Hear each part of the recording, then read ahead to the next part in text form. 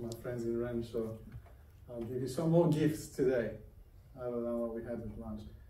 Yes, i3 Group Solutions, a newly formed group, new name, that has come about from a private equity vehicle that loves to invest in UK manufacturing. There's not many of us doing that in the UK today.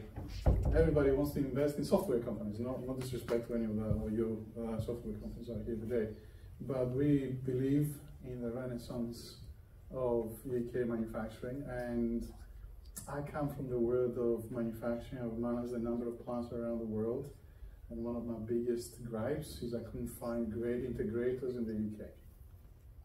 I could find great integrators in Italy, in Denmark, in Spain, in Germany, but in the UK, no.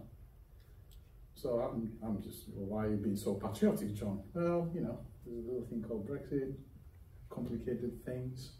I love manufacturing in the UK. I think it's a wealth-creating industry, sustaining communities and creating social value. And I would like it to grow. And that's what brought me and some of my colleagues to invest in a really nice small group of companies that make up the i3 Group. What do? We design, manufacture, test, automate, integrate, support, and maintain manufacturing systems. And a lot of you today have heard about manufacturing systems. Some of you sell manufacturing systems that range from 1 square meter to many square meters. And we are in the business of taking those little manufacturing systems and putting them in bigger manufacturing systems, creating the manufacturing flows in factories. So we are the people who think product, machine, process, factory, the full flow of integration. And I think we're very different than anybody else here, because we don't sell machines from a catalog.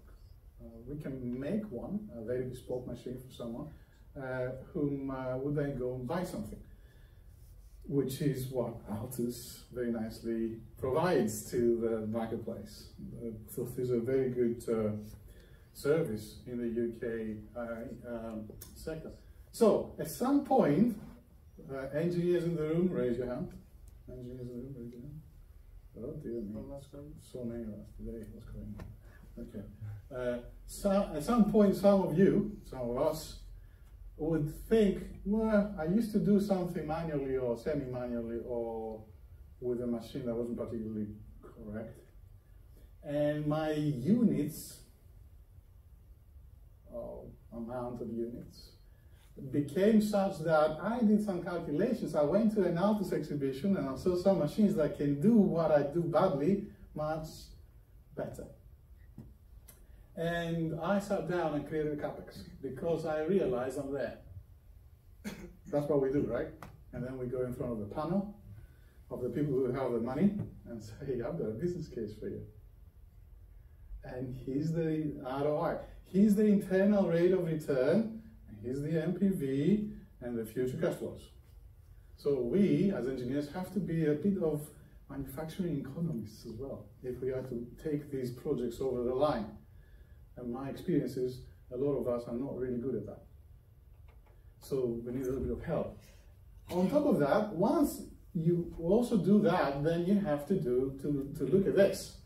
A smart engineer trying to invest in a new kit or a new manufacturing line or a new way of doing things that involves capital investment will have to consider this thing. This is from the EEF, what we now call Make UK, from about 4 years ago. And it's still true. It's still true because even if you're there, then you think, where am I going to get the capital from? Superannuation rings a bell.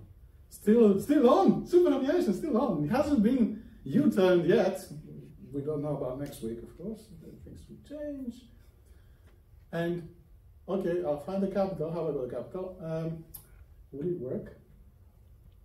Will my thing really work when I commission and install it? Will it actually rise up to its nameplate speed and capacity? And will my people be capable for running this for a very long time? Well, these are barriers. So I've got my financial case. Where's my capital going to come from, and will it be as good as it says on the brochure?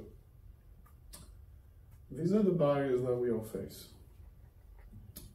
Risk.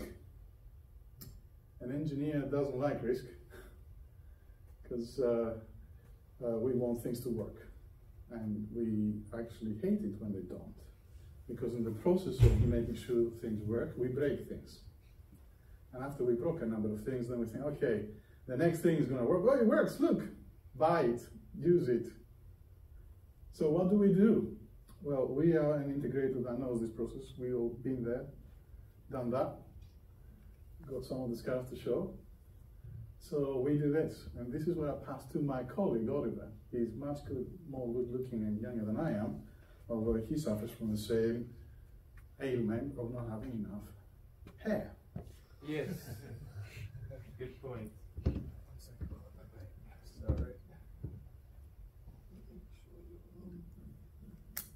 Sorry about that. Can you hear me? Yeah. Hello everyone. I'm Oliver Bullinger. I'm the head of technology, and it's a real pleasure to be here. It's been a great event so far, and I've learned so much. So yeah, so amazing stuff that you've all brought here. Amazing products that you make, machines that you make, and they all go into factories, right?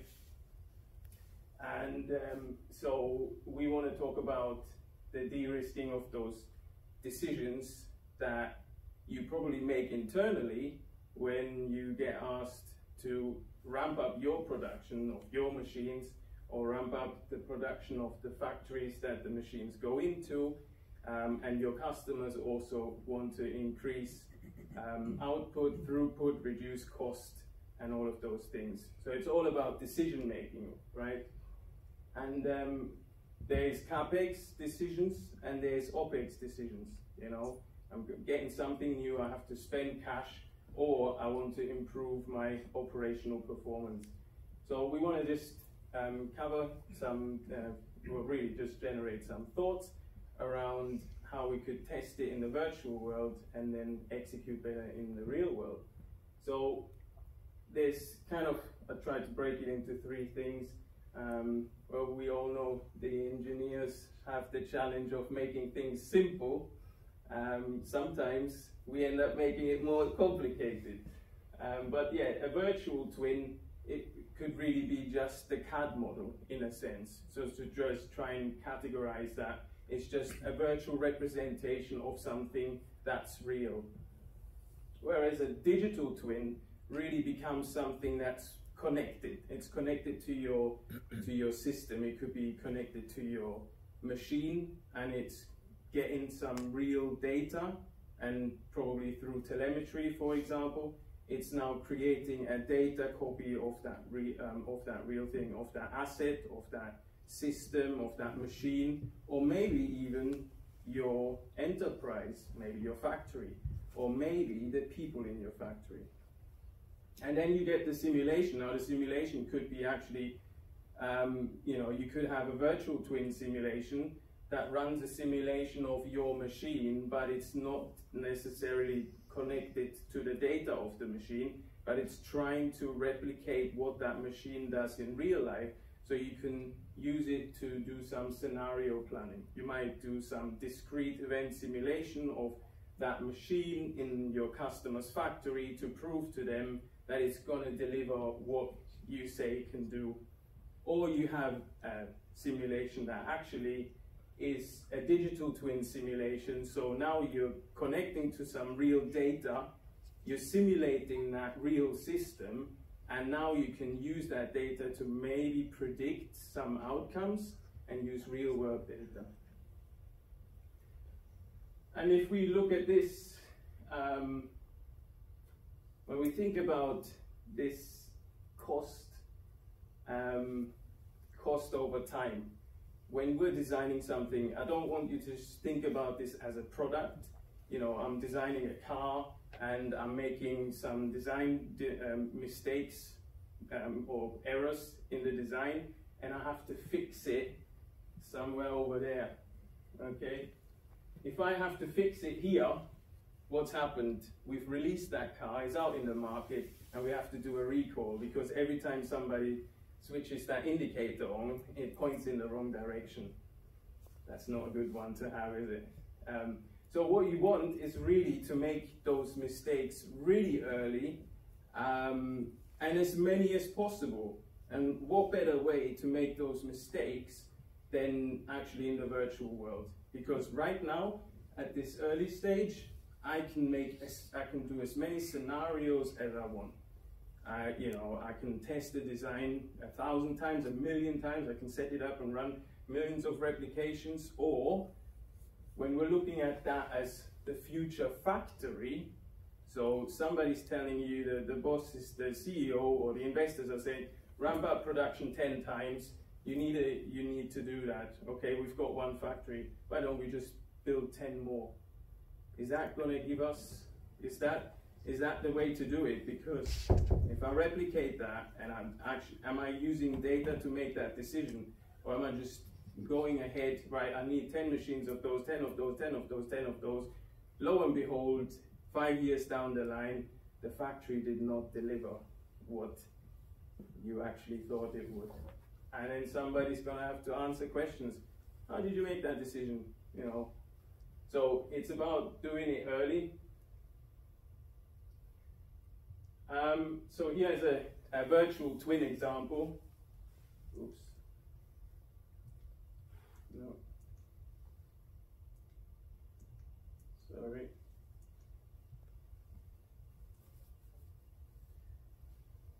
So here's an example of a virtual twin versus the real thing. This is actually a visual component simulation of an element of that whole manufacturing system. So there's so many things that you can de-risk right at this stage, and we have examples, you know, as that we can, you know, count on all that. You design it, you think the robot is going to reach properly, but actually it doesn't. So this is late in the stage now. You already built that machine, you've welded the frame, the thing doesn't fit together, your customer is saying, well, I want that machine tomorrow, and now you're going to have to go back to the customer and say it's going to take 3 weeks because the thing isn't, we're going to have to do rework. And the same applies to looking at your whole factory. So this is actually a digital twin of a whole enterprise, of a factory. The exam question was from your business owner, we need to double the capacity of the site. How are we going to deliver that? £20 million investment, what are we going to do? Which machines are we going to buy? There was a 2,000 square meter extension onto the site down there. What machines? What skills do we need? How do we do this? So we went on this simulation project. We started with very simple discrete twins, so just simulations. We started looking at all of those workstations, manufacturing, winding, testing, the test stations, ran some simulations and realized, oh, there's a bottleneck here, there's a bottleneck there. And we went on that journey, and a lot of times people ask you when they get interested about using a simulation, well, what's it gonna cost? Well, can you afford not to do it? Is the question.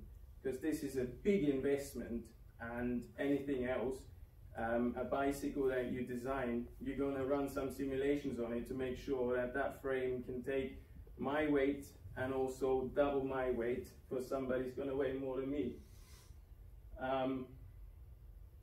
So we went on that journey and increased the capability of the business, because when you start using that data to connect into your business, so this is running real time, well, this is running snapshots of real information that is pulled from the entire business, and it involves the actual pipeline. So what if we win 50% orders or more, or 70% orders?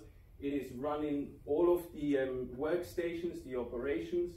It is also, these are all the desks of the engineers that are actually working on delivering those projects, the designers, the supply chain. It's also a supply chain portal. When our materials come in, how many of them are coming, what sub-assembly are they going on to, then it's simulating the movement of the products throughout the site. And this is where it becomes interesting, because you deliver your machines, you deliver elements of a whole factory in most cases. But all of those elements come together to become one big living, breathing thing. As Elon Musk said, when he designed one of those gigafactories, he designed it as if it was a machine. And that really shows you how there are so many moving things. There's so much that contributes to either the success or the failure. And what you then see over there is actually, can you then use this and make simulation accessible to everyone, not just the guy that knows how to use a simulation, but actually people like COOs and CEOs and CFOs that want to know, can I deliver this budget, what I've promised my investors? They want me to deliver 50 million next year. So an interesting thing that happened, we started then using this for financial budgeting, running a budget simulation a year in advance to understand what we needed to do on an operational level to deliver the budget. And running it in advance, we were seeing the bottlenecks, where they were, and we could address it. We could say, okay, we see that these are all busy towards the last few weeks of the financial year. So what we're going to do, could we upskill, multi-skill people? Could we buy some more machines? And we were able to risk mitigate through that. So these are some of the considerations to think about. Now this one is a bit of a first proof of concept project of a manufacturing process. Again, sometimes just visualizing the problem with this actually helps to get the buy-in and to think about the problem in a different way. Now, when the simulators are using this, and this is a question for you, how many of your machines and how many of your products actually sit in simulation tool libraries? Because if they're not, you might have just missed a business opportunity there, because the simulator that picks those machines is designing the future production line for that client. And what comes out of that, so this is the example here is Visual Components, comes out as a bill of materials of the machines that they are recommending. It's very likely that they will end up in that factory. So Visual Components has an e-catalog, and if you're interested to know more about it, come and talk to us, because they're our partners, so we can certainly help facilitate that. So did you spot any opportunities for improvement? Having been here for the last 24 hours, I have seen a lot that I'm thinking, you know what, that machine, that Pictolite and that reflow oven, what if we connected them all up? Because you saw there were some metrics that came out of the simulation, and what it was telling you was there was a lot of waste. So some of the 7 deadly wastes, we have a lot of motion there, we have a lot of transportation, there's probably a lot of rework because maybe there isn't the vision systems and the smart systems that you've all presented being used. So can we now plug them back in, run another scenario, and prove to the customer that we can actually ramp up that production to 4 times of what it is right now. And maybe you then end up visualizing something for them and simulating that and saying, well, we're going to use AIVs, we're going to use robots, cobots, we're going to use conveyors in between the stations to speed it all up, to make it more and get more gain, yield, higher quality out of it. We're simulating it, so we're proving, as John said, we're proving also the cost benefit, the break-even point, the ROI, right? And then you're going to get really excited about it, and the owner says, well, do you know what, now that we can do this, I want to invest, I want 10 of them. All right, how are we going to do that? Probably just make 10 more clean room manufacturing stations, right? What will happen then? We'll probably have another challenge, which is a logistical nightmare, right?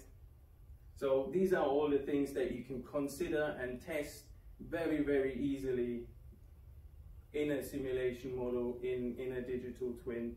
And of course, now that we're looking at net zero, what you saw on the right side on that simulation example, which you can go and see at the the Nuclear Advanced Manufacturing Research Center in the cave, is that financial budget that you've had, it's telling me how much revenue I will have for the next financial year. It's telling me what my costs are going to be. It's going to tell me what my resource constraints are, because the operation can't start unless the person that's doing the operation is skilled. So you have your holidays, you have your skills matrix in there, you have your preventative maintenance schedule in there, you've got signals coming from your machines that are saying you need to change a bearing on this bit here.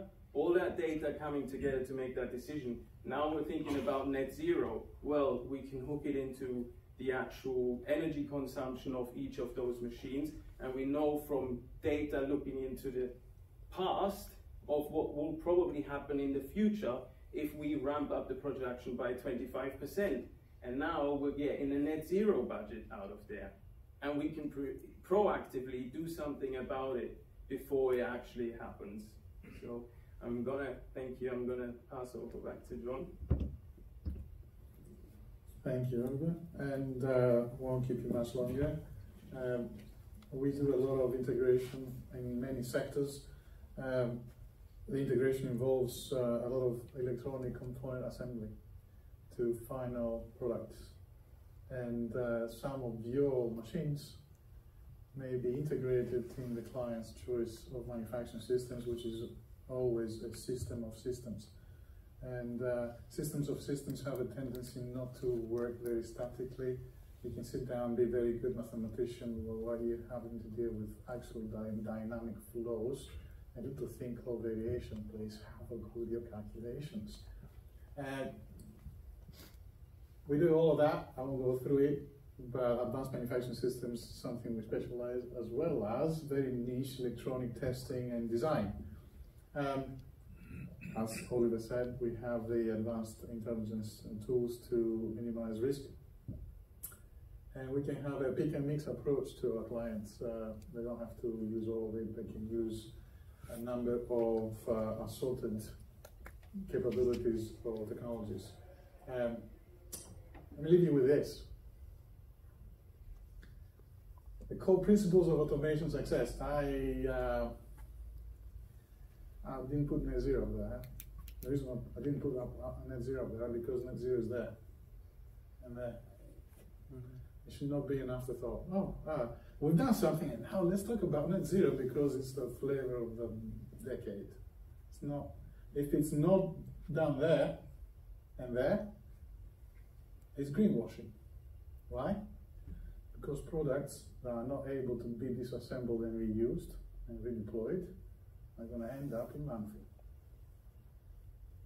And by the way, products that have not been designed for automation, they're not easy to automate. Let me show you a product like that. What is it? Here's my super duper iPhone 14 Max Pro. Do you think I can open this? I can repair. I'm an engineer. I like to open things, like you, right? I want to see what's inside. I want to tinker with it, upgrade it. I can't. Why? And by the way, it looks exactly like my iPhone 12. So if it was easy for me to open and upgrade, I probably wouldn't have spent £1,300 buying one. And that's why they don't allow me to do that. But that's not very net zero, is it? All that's going to have to change in our lifetime. When our clients come and say, I'm going to buy a machine, 2, 3, 4 conveyor belts, infrastructure, steel, sensors, do me some data lake, involve me in my design of system architecture for my 5-layer stack, being totally system agnostic, best in class, right? No, don't get wedded into anybody's price list reselling. We come to us and say, okay, can you redesign your product a little bit? No, we can't. Why? Because it's got standards. It has to comply 5 standards in some cases. So me putting my product out to be requalified is not something I will. Why? Because it may fail the requalification of a particular badge. Okay, and we'll say, all right, look, then your automation project is not going to be that great. And by the way, I won't keep you too long. Testing the design is a different concept than design and test. Testing the design. Test the design means I haven't actually made something.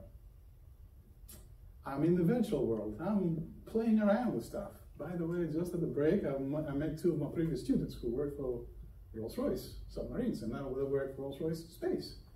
And Rolls-Royce Space said, what if you guys, manufacturing engineers, got involved in the design stage of something? They're here doing some stuff, and it's really refreshing to see. So things are changing in the world, slowly, but surely people are beginning to see. So what are these guys doing? They're doing a little bit of that. They're looking at the process, the product. They say, can you change the product a little bit? Because it will make it easy to automate. At the very stage of inception. And then also imagining the process, and then they're testing the concepts. And usually that is beautiful to do when you have cross-sectoral people sitting together looking at different mechanisms. So you can imagine having aerospace, automotive, food and drink, electronic, print and packaging, people who invented wheels that they don't know they have, and looking at different mechanisms and doing set-based concurrent engineering to test the design rather than design and test, which is very expensive. And then finally, I won't dwell, if anyone wants to know about this, this is a little bit of this. Who knows Kingman and Dr. John Little? Hands up. You don't? Okay. If you go into manufacturing systems and you don't know anything about Dr. Kingman and Dr. Little, then you're going to get into trouble. Why? Look at this curve. It's a very old curve. It says what? It says that the closer you get to maximum utilization of your machine, small manufacturing system, or your bigger manufacturing system, something weird happens. You know, cycle time goes crazy. It's almost unbelievable, isn't it? Really? Why are you talking, John? You can't be right. I wish I wasn't. You know, how many production managers and business owners think they want to drive for 90% utilization of an asset? Then you walk into a factory and you look at my OE, it's 95%. It can't be. Either you're not measuring it right or you're cheating. Unless you're running only one product and you have no variation at all. I'll leave you with that, and I'll leave you with this. We're here to help. Thank you.